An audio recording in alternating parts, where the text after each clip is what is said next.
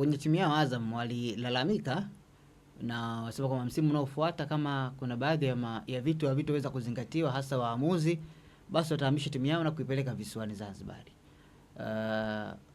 Tumefikia hatua hiyo, waamuzi au mamlaka husika wanashindwa kufanya maamuzi kwa wakati sahihi, kwa sababu malalamiko ya waamuzi sio mara ya kwanza kwenye hivi vilabu. Na Simba na Yanga pengine hata Azam wao pia wana favor kubwa sana kwenye baadhi ya mechi, hata ukiziangalia upangaji wa ratiba, maamuzi ndani ya uwanja. Sisi mamlaka yetu ya mpira ni mtumbu uliotoboka. Alafu kwenye mawimbi. Ni mtumbu uliotoboka kwenye mawimbi. Viongozi wetu wa mpira ni mtumbu uliotoboka kwenye mawimbi. Maji unaingiza na wenyewe unaendelea kuyumba. Tunalo tatizo la waamuzi, lakini hatuwezi kuhalalisha tatizo letu la waamuzi kwa kombe la dunia na kwa nakoseaga. Rafiki, ukisikia kauli za viongozi wetu wa mpira ndio unagundua kumbe tatizo la waamuzi haliwezi kuisha. Tuliokuwa nao hawawezi kulimaliza na hawalijui. Ndio nikasema taasisi yetu ya mpira TFF ni mtumbu uliotoboka kwenye shida ya waamuzi.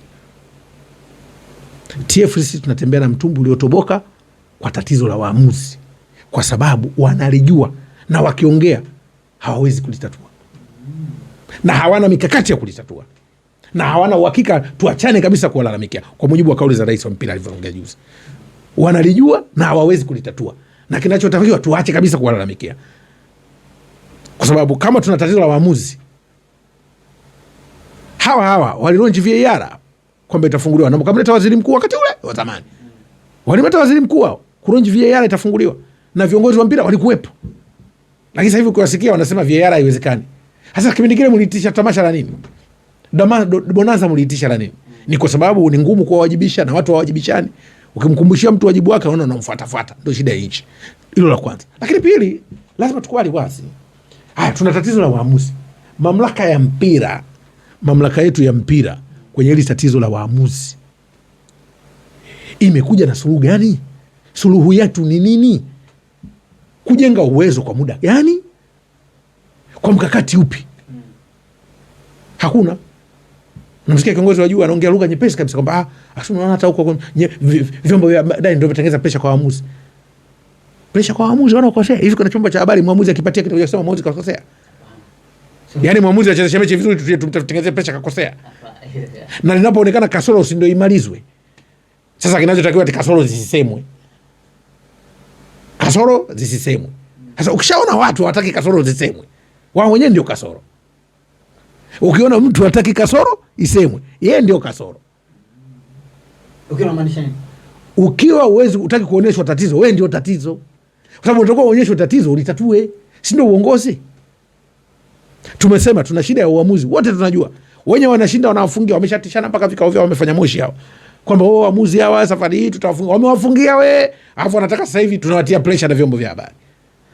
Sasa anayewafungia nani? Anayesema hawawezi nani? Na anayechukua hatua nani? Na mnataka wasilalamike tena wao. Nadhani ni eneo ambalo lazima kwa viongozi wa Azam wanazungumza tatizo lililokuwepo. Na waamuzi hawa wanatumika vibaya kwa uwezo mdogo. Wakati mwingine wanahusishwa na rushwa, japo ambao ushahidi wake umekuwa changamoto. Lakini makosa ni kwenye mechi nyingi muhimu, mpaka championship wana makosa. Nani sasa atamaliza tatizo la waamuzi nchi hii? Aingilie nani? Mungu. Aingilie Mungu. Sababu hawa viongozi tu hapa mamlaka ya mpira hawalijui, kwanza hawalijui na wataki lisemwe. Hawalijui au wataki lisemwe. Yaani hawalijui na wataki, hawalijui kwa sababu ngona alijua tungekuwa tunasikia kwenye mazungumzo yao kwamba jamani, kwa tatizo letu la uamuzi tunakuja na mpango A B C. Hawana huo mpango. Sasa hivi ndio tumesikia juzi wao itakuja VS technology. Ambaso VAR tena. VAR imeshindikana kwa sababu itataka vibali nchi nzima kuendesha kwenye ligi yetu, haiwezekani. Sasa kama haiwezekani, mbona mlienda kuzindua pale? Kama haiwezekani, kwa nini mlienda kuzindua? Mlizindua ya nini? Si mlizindua mkamwita waziri mkuu wetu mzee Kassim Majaliwa Kassim wakati ule. Kwa nini? Ndio mnafanya wakati mwingine watu wanawatia hasira kwa kuona vitu vyenu haviendi kwa sababu ya kuleta vitu, yani mnakuwa kama mnaleta maigizo kwenye mambo serious. VAR mnajiridhisha hatuwezi kuitumia. Mnaenda kuizindua nini? Imekuja au? Kwa nini msizindue wakati wa matumizi? Maana pale ni kuchoreshana. Sasa haya mambo haya sio mazuri sana kwa kipindi hiki ambacho watu wamezoea kuona weledi sana. Unajua safari hii unaweza usiwe na weledi ndani kwako, lakini unaona kwa mwenzako. Ndio kipindi ambacho mtu analeta mfano halisi kwenye mfano usio sahihi. Sasa unavyoleta mfano halisi unaanza mwisho wa siku unasema usifananishe sisi na wale. Hapana, kwani wewe na wale mna tofauti gani? Yaani binadamu wenzetu wana macho kama sisi, wanapofanya mambo mazuri tukijifananisha nao ni dhambi. Kwa nini mambo mazuri mnasema sisi kama wazungu, lakini kuna mambo mbaya mnasema usifananishe na wale mpia tu? Tusete upuzi. Mimi nadhani ifike wakati sasa viongozi wakubali kurekebisha kasoro, ndio ukomavu wa uongozi. Bahati mbaya kama nilivyosema, mamlaka ya mpira hawana dhamira ya dhati kurekebisha tatizo la waamuzi kimkakati. Na shida ni kile tabia kuwa na kiongozi miaka 4 anakuja mwingine. Kwa hiyo naye mapango yake yanakuwa miaka 4 tu. Anapokuwa yeye madarakani kuangalia matukio, wafadhili kwa sababu tunapata hela nini, lakini yale mambo ya msingi ya kimkakati ambayo yanaondoa kero kwenye kuongoza mpira yanakuwa yapo. Na ndio ugonjwa wa Afrika na dunia kwa sisi ambao hatujajengewa uwezo wa kuyatazama matatizo yetu kama ni ya kudumu. Sisi hatuishi duniani katika nadharia hii. Wanasema ishi duniani kama utakufa kesho. Lakini ishi duniani pia kama utakaa milele. Vyote viwili vinaenda sambamba. Sisi tunaishi duniani kama tutakufa kesho. Tunachopanga kama tutakufa kesho. Ishi duniani kama utakufa kesho, na ishi duniani kama utakaa milele. Ili uwe mwadilifu, lazima uishi duniani kama utakaa milele. Kukaa milele kwa duniani sio kukaa hai tu. Kukaa milele kwa duniani tunayoyasema leo, matokeo yake yakilinde kizazi kijacho. Wenzetu wengi utasikia alianisha kombe la dunia, alishakufa huko. Alishakufa huko. Sasa sisi tutawakumbuka kwa yapi? Na tunayawekaje? Mikakati inabidi ianze leo. Tunaona hizi timu 48 za kombe la dunia walikuwa kina Sepp Blatter au kina Jean wapokuja kutekeleza. Sisi sasa hivi tuna shida ya waamuzi. Mkakati wa kutibu tatizo la waamuzi siku za usoni unasimamiwa na nani? Katika muktadha gani? Kwa njia ipi? Lazima watengeneze wakina Waskaria na wenzao. Lakini sasa hivi wanadhihaki. Unasikia viongozi wao wanasema machawa. Kwa sababu tuko kwenye nchi ambayo haiwajibiki. Kiongozi mamlaka ya mpira wa nchi huwezi kuongea hivyo. Wewe ni sauti ya wengine. Unanielewa mambo haya? Lakini watu hawajibiki. Ni kama magenge ya watu tu. Kwa hiyo ukikaa pale wewe basi una shida. Hana naye kugusa kwanza. Kwanza huwezi kuguswa kwa sababu wanawekwa kimkakati kama ni makundi ya kulinda maslahi ya watu. Hatuwajibiki, ndio maana lugha zinatoka hivyo. Huwezi kusimama kwenye taasisi ya umma udhihaki watu. Taasisi ya umma ni hao wakosoaji na wanaokusifia wote ya kwao. Kwa hiyo lazima lugha yako upime watu wanasema nini. Ukizungumza lugha umkoshe aliyekukosoa, umkoshe asiyefikiria. Huo ndio uongozi wa umma. Uongozi wa umma utakosolewa na yeyote kwa sababu wewe unaonwa na kila mtu kwa value moja tu, kwamba utuwajibikie. TFF ni taasisi ya umma. Ukisimama ukisema machawa wametumwa, sasa wametumwa na hivyo vilabu navyo si vinaunda TFF. Wametumwa nini? Mbona usemi? Ni kwa sababu tunatengeneza viongozi ambao wanaishi kwa kuangalia nafasi zao, sio mahitaji ya jamii. Viongozi wa mpira wanaishi kwa kuangalia mahitaji yao, sio mahitaji ya jamii na mpira wetu. Ndio maana anaweza katoka hadharani akadhiaki vyombo vya habari kwa kuwa tu anayasikia asiyompendeza. Sasa ni kwa sababu hatuwajibiki. Yule alitosha kaangwe, lakini nchi sio kuwajibika. Unaweza kuongea neno la kufedhesha watu wakakuona shujaa. Chawa wanakuona shujaa. Kwa nini? Kwa sababu ya hayo mazingira. Na ndio maana tumekuwa hatutengenezi umoja na watu kupendana, kwa sababu hatuna kauli ya kuibeba umma. Tuna kauli za kugawanyika kila siku. Sisi mamlaka yetu ya mpira ni mtumbu uliotoboka. Alafu kwenye mawimbi. Ni mtumbu uliotoboka kwenye mawimbi. Viongozi wetu wa mpira ni mtumbu uliotoboka kwenye mawimbi. Maji unaingiza na wenyewe unaendelea kuyumba. Tunalo tatizo la waamuzi, lakini hatuwezi kuanalisha tatizo letu la waamuzi kwa kombe la dunia na kwa nakoseaga. Unafikiri ukisikia kauli za viongozi wetu wa mpira ndio unagundua kumbe tatizo la waamuzi haliwezi kuisha. Tuliokuwa nao hawawezi kulimaliza na hawalijui. Ndio nikasema taasisi yetu ya mpira TFF ni mtumbu uliotoboka kwenye shida ya waamuzi. TFF tunatembea na mtumbu uliotoboka kwa tatizo la waamuzi, kwa sababu wanalijua na wakiongea hawawezi kulitatua, na hawana mikakati ya kulitatua, na hawana uhakika. Tuachane kabisa kuwalalamikia, kwa mujibu wa kauli za rais wa mpira alivyoongea juzi. wanalijua na hawawezi kulitatua, na kinachotakiwa tuache kabisa kuwalalamikia, kwa sababu kama tuna tatizo la waamuzi, hawa walilonji VAR kwamba itafunguliwa, na mkamleta waziri mkuu wakati ule wa zamani, walimleta waziri mkuu wao kulonji VAR itafunguliwa, na viongozi wa mpira walikuwepo. Lakini sasa hivi kuwasikia wanasema VAR haiwezekani. Sasa kipindi kile mliitisha tamasha la nini? Bonanza mliitisha la nini? Ni kwa sababu ni ngumu kuwawajibisha na watu hawajibishani. Ukimkumbushia mtu wajibu wake unaona unamfuata. Ndio shida ya nchi. Hilo la kwanza. Lakini pili, lazima tukubali wazi. Haya, tuna tatizo la waamuzi. Mamlaka yetu ya mpira kwenye hili tatizo la waamuzi imekuja na suluhu gani? Suluhu yetu ni nini? Kujenga uwezo kwa muda gani? Kwa mkakati upi? Hakuna. Namsikia kiongozi wa juu anaongea lugha nyepesi kabisa kwamba unaona hata huko vyombo vya ndani ndio vinatengeneza presha kwa waamuzi. Presha kwa waamuzi wanaokosea. Hivi kuna chombo cha habari mwamuzi akipatia kitu cha kusema mwamuzi kakosea. Yaani mwamuzi achezeshe mechi vizuri tumtengenezee presha kakosea. Na linapoonekana kasoro si ndio imalizwe. Sasa kinachotakiwa ni kasoro zisisemwe. Kasoro zisisemwe. Sasa ukishaona watu hawataki kasoro zisemwe, wao wenyewe ndio kasoro. Ukiona mtu hataki kasoro isemwe, yeye ndio kasoro. Ukiwa uwezi utaki kuonyeshwa tatizo, wewe ndio tatizo. Kwa sababu unataka uonyeshwe tatizo ulitatue, si ndio uongozi? Tumesema tuna shida ya uamuzi, wote tunajua. Wenye wanashinda wanawafungia, wameshatishana mpaka vikao vyao wamefanya moshi hao. Kwamba waamuzi hawa safari hii tutawafunga. Wamewafungia alafu wanataka sasa hivi tunawatia pressure na vyombo vya habari. Sasa anayewafungia nani? Anayesema hawawezi nani? Na anayechukua hatua nani? Na mnataka wasilalamike tena wao. Nadhani ni eneo ambalo lazima kwa viongozi wa Azam wanazungumza tatizo lililokuwepo. Na waamuzi hawa wanatumika vibaya kwa uwezo mdogo. Wakati mwingine wanahusishwa na rushwa, japo ambao ushahidi wake umekuwa changamoto. Lakini makosa ni kwenye mechi nyingi muhimu, mpaka championship wana makosa. Nani sasa atamaliza tatizo la waamuzi nchi hii? Aingilie nani? Mungu. Aingilie Mungu.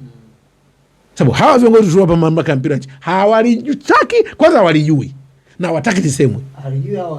Yaani hawalijui na wataki, hawalijui kwa sababu ngona analijua tungekuwa tunasikia kwenye mazungumzo yao kwamba jamani, kwa tatizo letu la uamuzi tunakuja na mpango A B C. Hawana huo mpango. Sasa hivi ndio tumesikia juzi itakuja VS technology. Ambaso VAR tena. VAR imeshindikana kwa sababu itataka vibali nchi nzima kuendesha kwenye ligi yetu, haiwezekani. Sasa kama haiwezekani, mbona mlienda kuzindua pale? Kama haiwezekani, kwa nini mlienda kuzindua? Mlizindua ya nini? Si mlizindua mkamwita waziri mkuu wetu Mzee Kassim Majaliwa Kassim wakati ule. Kwa nini? Ndio mnafanya wakati mwingine watu wanawatia hasira kwa kuona vitu vyenu haviendi kwa sababu ya kuleta vitu, yani mnakuwa kama mnaleta maigizo kwenye mambo serious. VAR mnajiridhisha hatuwezi kuitumia. Mnaenda kuizindua nini? Imekuja au? Kwa nini msizindua wakati wa matumizi?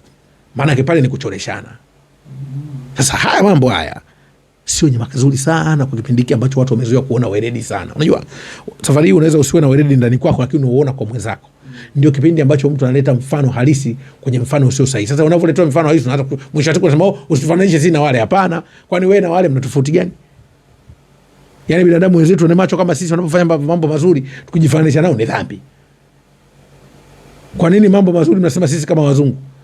Lakini kuna mambo mbaya msema usifananishe na wale mpia tu, tusete upuzi. Mimi nadhani ifike wakotua sasa viongozi wakubali kurekebisha kasoro, ndio ukomavu wa uongozi. Bahati mbaya kama nilivyosema, mamlaka ya mpira hawana dhamira ya dhati kurekebisha tatizo la waamuzi kimkakati.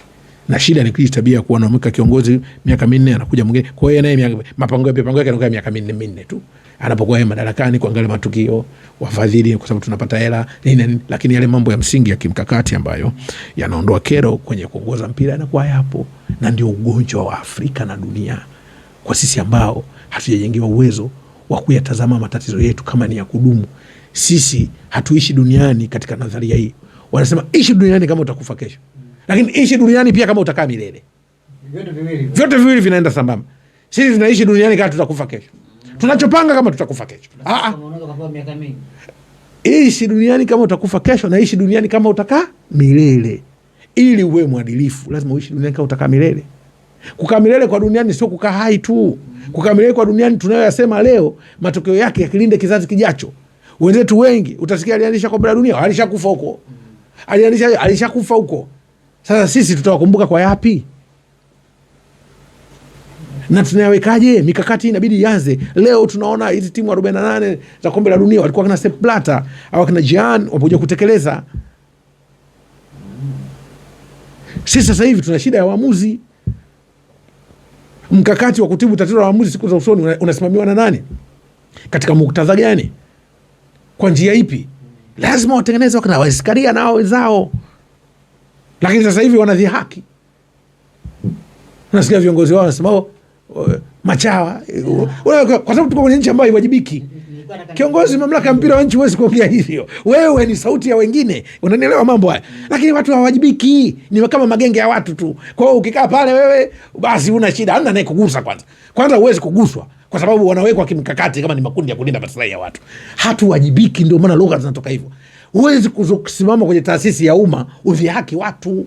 Taasisi ya umma ni hao wakosoaji na wanaokusifia wote ya kwao. Kwa hiyo lazima lugha yako upime watu wanasema nini. Ukizungumza lugha umkoshe aliyekukosoa, umkoshe asiyefikiria. Huo ndio uongozi wa umma. Uongozi wa umma utakosolewa na yeyote kwa sababu wewe unaonwa na kila mtu kwa value moja tu kwamba utuwajibikie. TFF ni taasisi ya umma. Ukisimama ukisema machawa wametumwa, sasa wametumwa na hivyo vilabu navyo si vinaunda TFF. Wametumwa nini? Mbona usemi? Ni kwa sababu tunatengeneza viongozi ambao wanaishi kwa kuangalia nafasi zao, sio mahitaji ya jamii. Viongozi wa mpira wanaishi kwa kuangalia mahitaji yao, sio mahitaji ya jamii na mpira wetu. Ndio maana anaweza katoka hadharani akadhiaki vyombo vya habari kwa kuwa tu anayasikia yasiyompendeza. Sasa ni kwa sababu hatuwajibiki. Yule alitosha kaangwe, lakini nchi sio kuwajibika. Unaweza kuongea neno la kufedhesha watu wakakuona shujaa. Chawa wanakuona shujaa. Kwa nini? Kwa sababu ya hayo mazingira. Na ndio maana tumekuwa hatutengenezi umoja na watu kupendana, kwa sababu hatuna kauli ya kuibeba umma. Tuna kauli za kugawanyika kila siku. Huko nyuma ilikuwa inawezekana kufanya hivyo Beni, kugawanya watu kila siku ilikuwa inawezekana. Kwa nini? Kwa sababu moja. Huko nyuma kugawanya watu ilikuwa inawezekana, kulikuwa hakuna njia inayoiunganisha jamii ili ujue maoni ya jamii. Sasa hivi ni ngumu kugawa watu kwa sababu kuna njia moja tu ya kuunganisha jamii. Mitandao ya kijamii. Ufunge labda hii. Na ukifunga sio umesaidia, ndo manunguniko tutaenda kuyasikia vijiweni. Zamani mitazamo ya watu juu ya viongozi wao walikuwa naifuata vijiweni. Hebu tungaruka vijiweni wanasemaje huko? Safari hapa kwenye message wewe andika ujinga. Hapa tunachosema watu kama wakubaliana na sisi tunatunanga hapa. Tutajua hapa tulichosema sawa, na unahesabu comment tu. Zipi zinasema kubaliana na mimi, zipi zisikubaliana na mimi. Kwa hiyo hiki viongozi research ya kwanza ni namna watu wanavyopokelewa matamko yao. Hasa bado hamuelewi tu. Mambo hayaeleweki, hamuelewi tu. Watu wanalalamika tatizo la waamuzi miaka yote, mnawaambia wanaolalamika wanaita pressure kwenye mitandao ya kijamii. Sasa kama wewe huwezi kuendana na mitandao ya kijamii, wewe huwezi kuwa kiongozi wa sasa. Dunia ndio iko huku. Siku hizi sio maeneo ya barua ya kazi. Dunia ndio iko huku. Siku hizi watu wanapiki watu kwa kuonyesha wanavyo perform. Dunia ndio iko huku. Ukifanya chuki na mtu kwenye mtandao, watu watajua wewe unamchukia tu uwezo wake mzuri.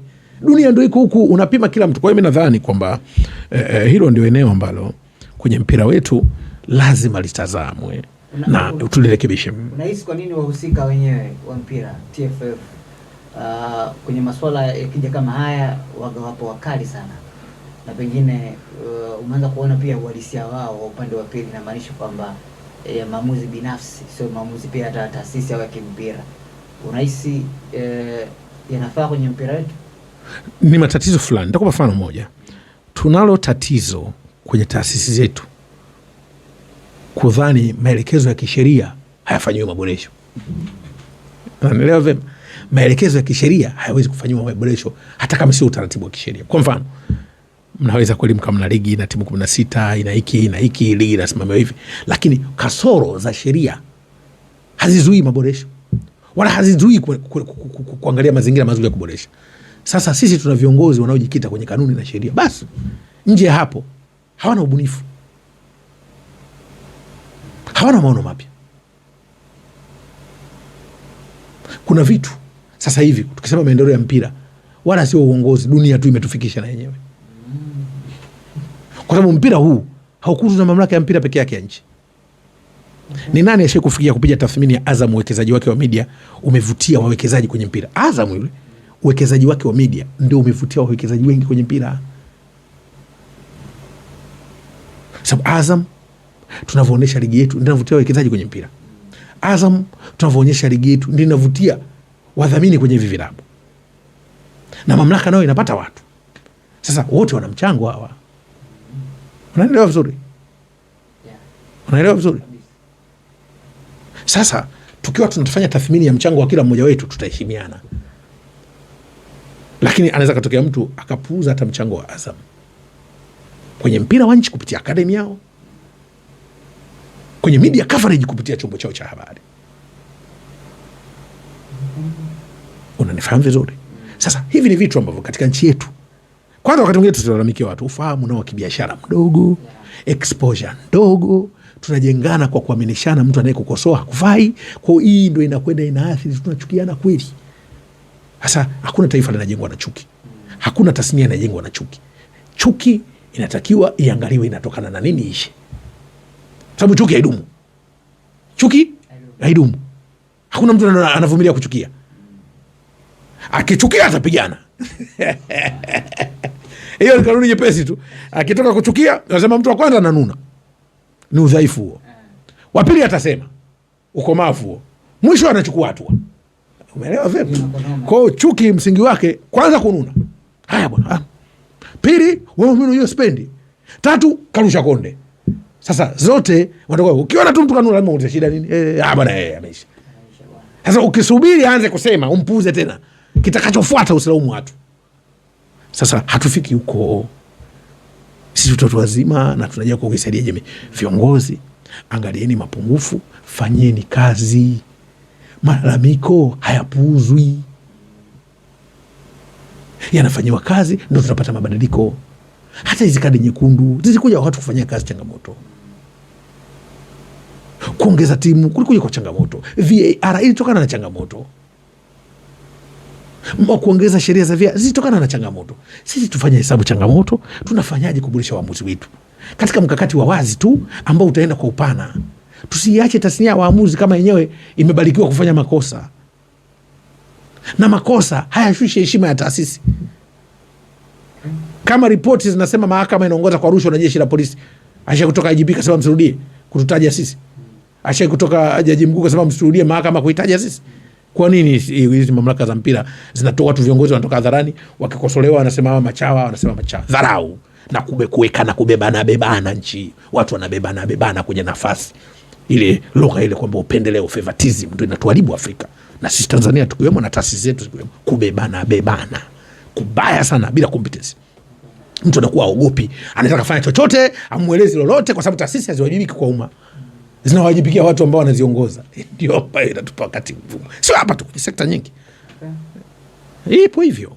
Lakini tunaenda watu wanabadilika, wanaanza na sasa ndio maana viongozi wanaambulia kutukanwa, watu wanakuwa kasirika, wapendi, hata unashindwa kujua hawa wanachukia nini. Cha kwanza kama ujue mtu anachukia nini. Sasa wakitukana wanatafuta watu nao kuwasemea, nao wanatukana na watu nao watukana. Sasa ya unaamua kuziba masikio wakati unasikia. Usibe masikio wakati unasikia sasa nimetukanwa pale. Haiwezi kutusaidia. Nadhani kuna namna ya kufanya. Sawa, cha kumalizia za mwisho mkalabuku ni nini sasa? Kubwa mimi nadhani ligi inaanza katika msimu ujao na inaendana na mabadiliko ya kalenda yetu ya AFCON msimu ujao, ambao halisia nadhani kama mamlaka ya mpira na vilabu vitengeneze timu shindani sana ili tupate ligi nzuri. Lugha za ligi simefanyaje ni mbaya, hizo kutusaidia. Lakini ligi iendeshwe kwa weledi, iendane na mahitaji. Hii mambo ya ligi inakwenda mpaka muda wa AFCON viporo visivyoeleweka, sio kitu kizuri sana. Na mamlaka ya mpira nimeona walikuwa wametangaza kwamba kuna maboresho ya kutumia tehama, kwa maana teknolojia ya mawasiliano na habari katika uendeshaji wa ligi iende kwa ufanisi. Lakini mamlaka ya mpira iwe ni chombo cha wadau wa mpira. TFF, iteni mkutano wa wadau, sio marafiki zenu, sio watu wenu. Teni mkutano wa wadau, vyombo vya habari vyote, wadau wa mchezo, kaeni nao, kusanyeni maoni,